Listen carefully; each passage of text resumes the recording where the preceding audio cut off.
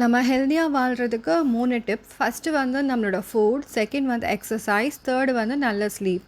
Food வந்து நம்ம ஒவ்வொரு மீல் எடுக்கும்போதும் அது வந்து நம்ம பேலன்ஸ்டாக இருக்கான்னு பார்த்து எடுக்கணும். அதில் மைக்ரோ நியூட்ரியன்ட் இருக்கணும், மேக்ரோ நியூட்ரியன்ட் இருக்கணும், ஃபைபர் இருக்கணும். ஸோ நம்ம ஃபைபர் கண்டிப்பாக எல்லா மீல்லையும் எடுக்கும்போது நம்ம கட் ஹெல்த் வந்து ரொம்ப நல்லாயிருக்கும், நம்மளோட அப்சர்ப்ஷன் நல்லாயிருக்கும். ஸோ ஃபுட் வந்து ஒரு மேஜர் ரோல். செகண்ட் வந்து நம்ம பார்த்தோன்னா எக்ஸசைஸ். நம்ம ஒரு எக்ஸசைஸ் ஸ்டார்ட் பண்ணுறதுக்கு முன்னாடி நம்ம கண்டிப்பாக வந்து ஒரு கார்டியோ பண்ணணும்.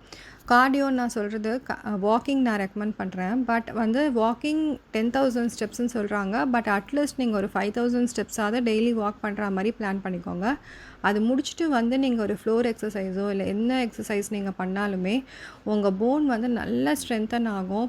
உங்களுக்கு 40 இயர்ஸ்க்கு மேலே வர போன் இஷ்யூஸ், எந்த டிஃபிஷியன்சி அதெல்லாமே வராது.